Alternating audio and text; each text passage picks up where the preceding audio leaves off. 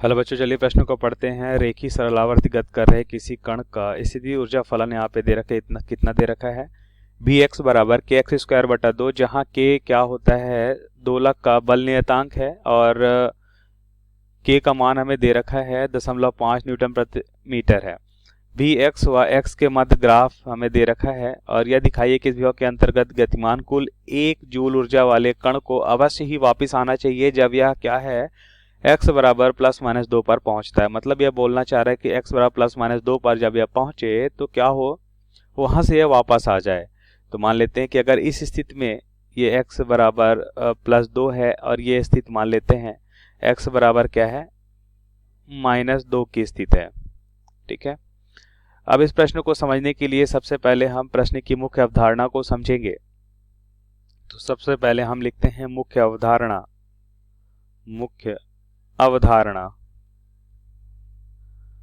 अवधारणा तो ध्यान से देखिए, यहाँ पे अगर हम देखते हैं कि अगर किसी भी पिंड पे अगर कोई भी वस्तु है, मान लेते हैं कि वस्तु है सरल आवर्त गति कर रही है, तो हम देखेंगे उस वस्तु पर यांत्रिक ऊर्जा संरक्षण नियम से हम यहाँ पे पहले समझ लेते हैं यांत्रिक ऊर्जा संरक्षण नियम।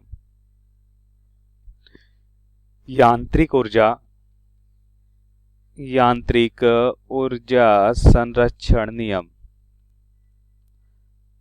संरक्षण नियम को पहले समझेंगे। यांत्रिक ऊर्जा संरक्षण नियम से क्या हम लिख सकते हैं कि अगर यांत्रिक ऊर्जा संरक्षण नियम से हम जानते हैं कि जो कुल ऊर्जा को अगर ई से लिखें तो यह क्या होता है, स्थितिज ऊर्जा और गतिज ऊर्जा के योग के बराबर होता है। क्या होता है, स्थितिज ऊर्जा और गतिज ऊर्जा इन दोनों के योग के बराबर होता है कुल ऊर्जा। तो हमने देखा कि किसी पिंड की कुल ऊर्जा क्या होती है, स्थितिज ऊर्जा गति ऊर्जा के योग के बराबर होता है और यह नियत होता है। क्या होता है, यह नियत होता है। अब यहाँ पे देखें, अगर पिंड कोई भी दो स्थिति ले लेते हैं, उन दोनों स्थिति में अगर हम देखें, मान लेते हैं जैसे एक उदाहरण के तौर पे हम देखें कि ये पिंड है, कलर परिवर्तित करके लिखें। मान लेते हैं एक पिंड है, पहली स्थिति 1 है, दूसरी स्थिति क्या है, ये 2 है। और मान लेते हैं कि दूसरी स्थिति ये क्या है, धरातल पे है। धरातल से कितनी ऊंचाई पे, ये h ऊंचाई पे है, तो ये हो जाएगा हमारा। अब मान लेते हैं कि यहाँ से पिंड को हम कितने वेग से फेंक रहे हैं, तो यहाँ पे अंतिम स्थिति पे इसका वेग क्या होता है, 0 हो जाता है। तो क्या हम कह सकते हैं कि अंतिम स्थिति पे जो कुल ऊर्जा होगी, मान लेते हैं E1, तो पहले और मतलब अंतिम स्थिति को हम यहाँ पे 2 से लिख रहे हैं और पहली स्थिति को मान लेते हैं 1 से लिखते हैं। तो कुल ऊर्जा E1 और अंतिम स्थिति में कुल ऊर्जा E2 है, दोनों क्या होना चाहिए, समान होना चाहिए। तो हम देखते हैं ऊर्जा कैसे यहाँ पे समान है।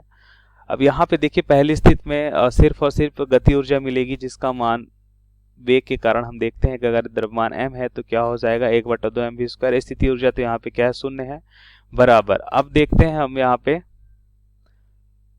दूसरी स्थिति की बात करें तो दूसरी स्थिति में क्या हो जाएगा, दूसरी स्थिति में हो जाएगा स्थिति ऊर्जा अगर हम देखें, गति ऊर्जा तो 0 होगी क्योंकि हमें पता है यहाँ पे क्या है, वेग 0 है। वेग 0 होने पे गति ऊर्जा 0 हो जाएगी और स्थिति ऊर्जा हो जाएगी mgh हो जाएगी। ठीक है, तो इस तरह से हम यहाँ पे यांत्रिक ऊर्जा संरक्षण नियम को हमने समझ लिया है। अब प्रश्नानुसार उत्तर को समझते हैं। तो हम यहाँ पे लिखेंगे, अब हम ऐसा माने कि हमसे बोला जा रहा है कि यह हमें बताना है कि विभव के अंतर्गत गतिमान कुल 1 जूल ऊर्जा वाले कण को अवश्य ही वापस आना है। मतलब ये अंतिम स्थिति देख लेते हैं। अब अंतिम स्थिति में पता है वेग 0 होगा, तभी क्या होगा, नीचे की ओर आएगा। तो अंतिम स्थिति में हम जानते हैं कि वेग 0 है तो गति ऊर्जा 0 हो जाएगी और इसको हम मान लेते हैं यहाँ की ऊर्जा E2 है और मान लेते हैं कि ये यहाँ पे क्या है, माध्य स्थिति है। माध्य स्थिति पे हम देखते हैं ऊर्जा क्या है, ये हो जाएगा हमारा E1। अब यहाँ पे ध्यान से देखिए, तो क्या हम कह सकते हैं कि इस स्थिति में अब यहाँ से ऊंचाई क्या है, यहाँ से यहाँ तक की ऊंचाई मान लेते हैं अगर h है, कितनी ऊंचाई है, या अगर हमें यहाँ पे दे रखा है स्थिति ऊर्जा में निकालनी है तो स्थिति ऊर्जा अब इस दोलक के लिए अगर हमें दोलक का नियतांक दे रखा है तो उसके लिए हम सूत्र क्या लिखेंगे, 1/2 के x² हो जाएगा। तो अब इसे हम यहाँ पे लिख लेते हैं उत्तर में। जैसा कि मुख्य अवधारणा में हमने देखा कि यांत्रिक ऊर्जा संरक्षण नियम क्या होता है, यांत्रिक ऊर्जा अगर हम संरक्षण नियम देखें तो हम लिखेंगे यहाँ पे यांत्रिक ऊर्जा संरक्षण नियम से यांत्रिक ऊर्जा संरक्षण नियम से